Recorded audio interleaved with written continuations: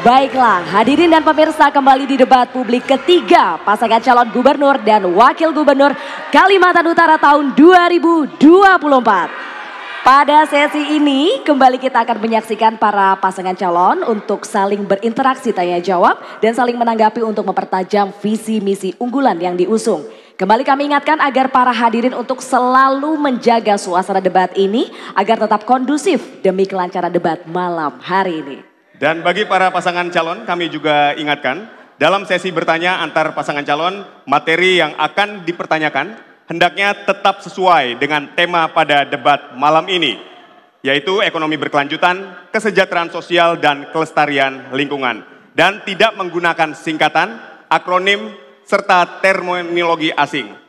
Kami akan beri waktu untuk bertanya 1 menit, waktu menjawab 2 menit, dan waktu menanggapi 1 menit. Baiklah, kesempatan pertama kami akan berikan kepada pasangan calon nomor urut 1 untuk bertanya kepada pasangan calon nomor urut 3. Waktu Anda bertanya 1 menit, dimulai ketika Anda berbicara. Kita tahu fakta bahwa data BPS menunjukkan pertumbuhan ekonomi Kaltara di tahun 2023 hanya 4,94%, di bawah dari pertumbuhan ekonomi nasional sebesar 5,05%. Kita semua tahu bahwa potensi sumber daya alam Kaltara sangatlah melimpah, sangat kaya. Untuk itu, kami ingin mempertanyakan kepada paslon nomor 1, apa langkah strategis dan kebijakan Bapak agar sumber daya alam yang sangat berlimpah ini dapat dirasakan langsung oleh masyarakat Kalimantan Utara? Masih ada waktu, ingin dilanjutkan? Cukup. Cukup, baik, terima kasih. Baik, kami persilakan kepada pasangan calon nomor urut 3 untuk menjawab. Waktu Anda 2 menit dimulai ketika Anda berbicara. Terima kasih. Visi dari pasangan nomor 3 adalah mewujudkan Kalimantan Utara yang mandiri, berdaya saing, maju dan sejahtera. Apa maknanya Bapak Ibu? Kita memiliki kekayaan yang tidak terkira. Dan hari ini kita masih belum punya data-data yang konkret tentang potensi yang besar ini. Dan ini sangat disayangkan. Tapi nanti kami akan melakukan inventarisasi dan studi untuk memetakan seluruh potensi Kalimantan Utara. Kemudian yang kedua, kami akan menciptakan koridor ekonomi untuk Provinsi Kalimantan Utara. Karena Kalimantan Utara memiliki investasi yang sangat besar. Kita harus punya koridornya. Kemudian kami juga akan membuat koridor ekonomi kabupaten kota. Karena masing-masing kabupaten kota memiliki kekayaan dan keberagaman yang ada. Nah, kita mau Bapak Ibu, kita jangan seperti tikus mati dalam lumbung. Ini kenyataan yang kita rasakan hari ini.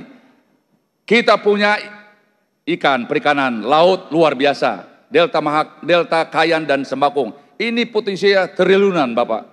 Kemudian kita punya hutan. Ya tadi disinggung soal carbon trade, kita punya, dan beragam yang lainnya. Oleh sebab itu, kami akan meningkatkan partisipasi seluruh lini di masyarakat, mulai dari desa. Jadi bukan kabupaten atau provinsi, tapi mulai dari desa. Harus kita berdayakan, bahkan rakyat pada umumnya harus memiliki kompetensi untuk mengolah potensi yang dimiliki. Karena kita ingin kemandirian itu lahir dari individu, ke komunitas, ke kabupaten, ke provinsi, dan Indonesia.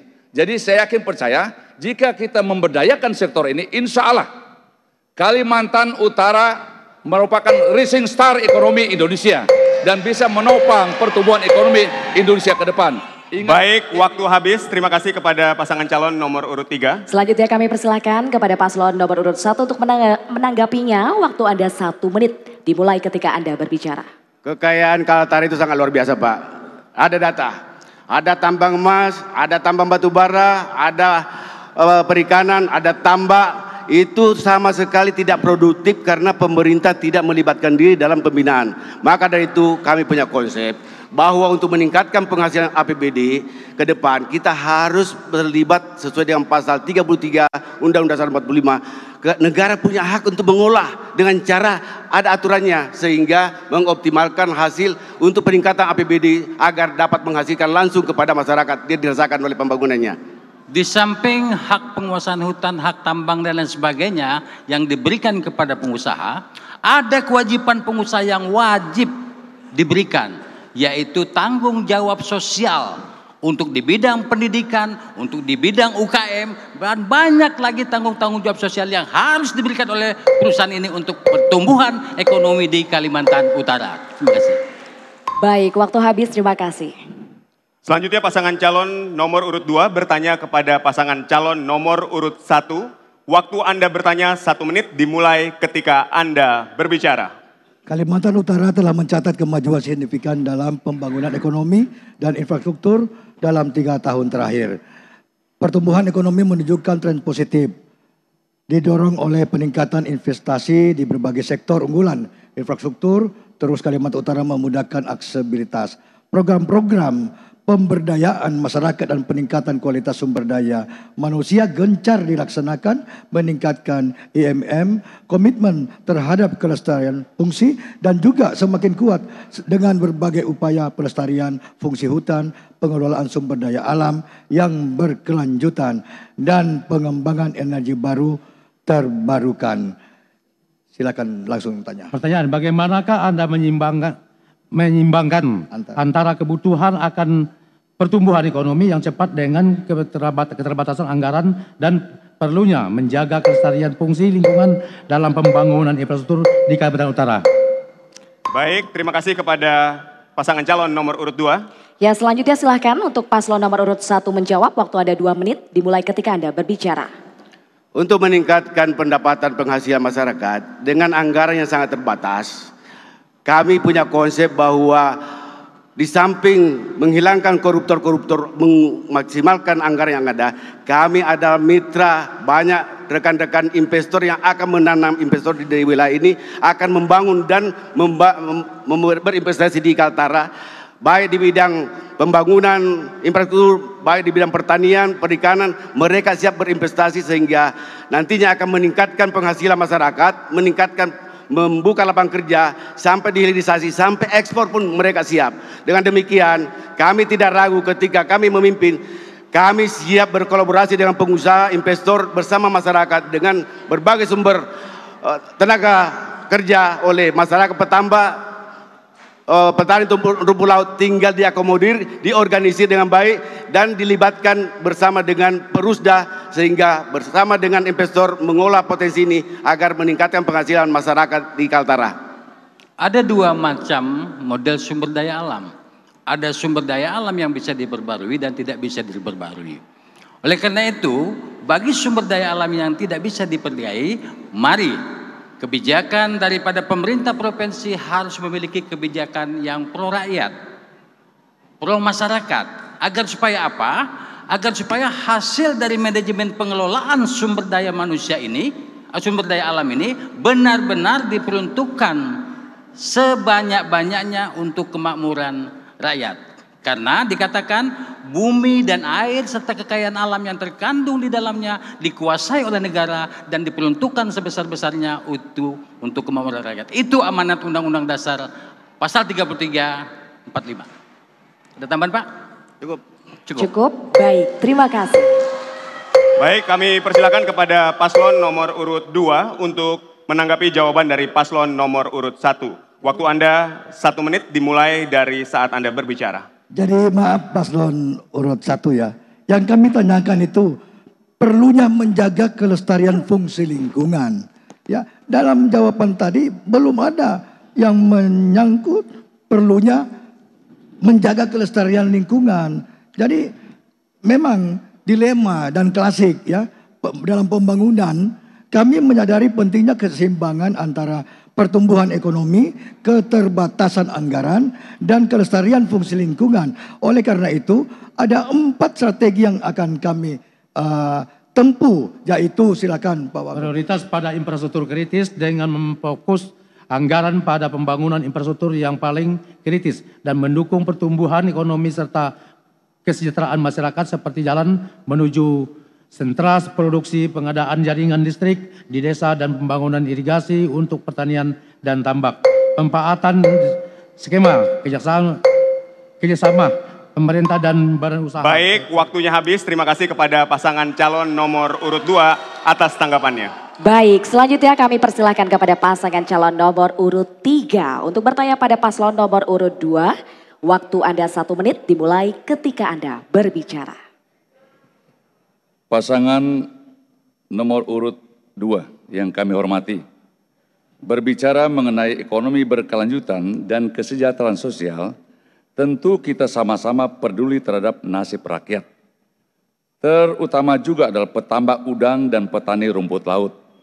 Di sini hadir langsung Bapak Maspul, Bapak Sukriyadi, Haji Fadli, Bapak Supar, Haji Ishak, Haji Raup adalah petani tambak.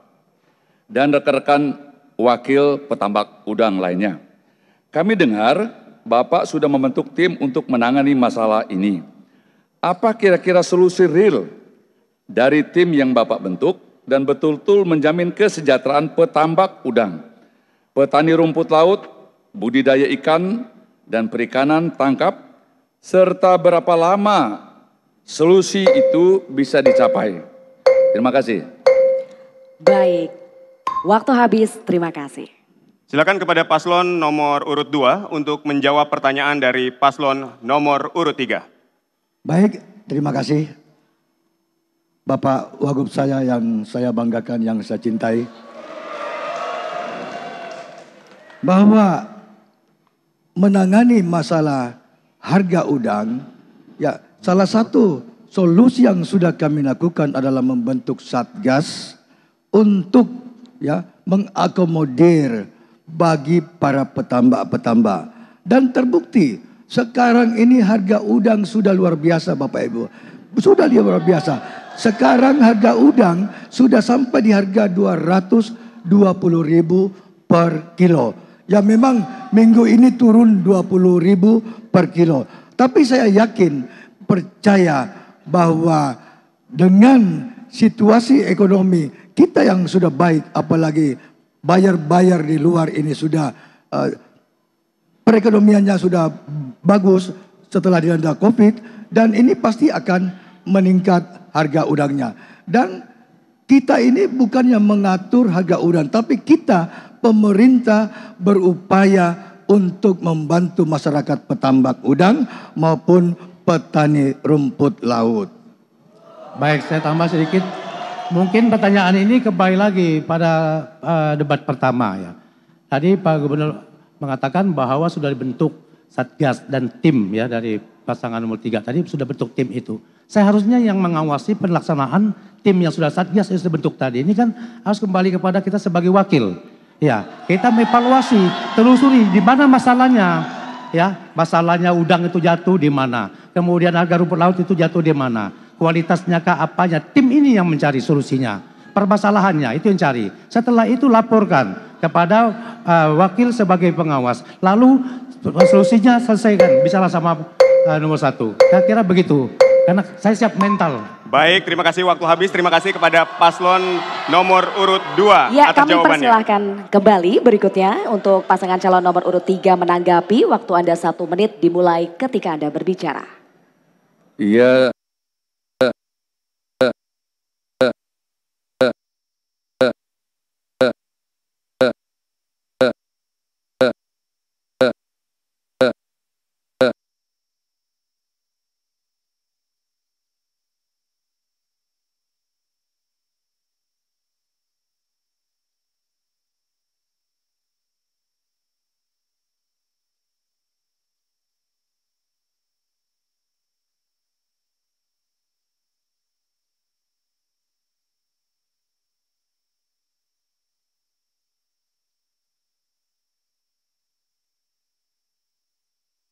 Kalau situasi treatment dari kebijakan, tetapi memang situasi pasar yang menyebabkannya, bukan treatment kebijakan. Saya bisa pastikan itu. Kenapa? Ya kita bisa bicara ternyata kalau data-data.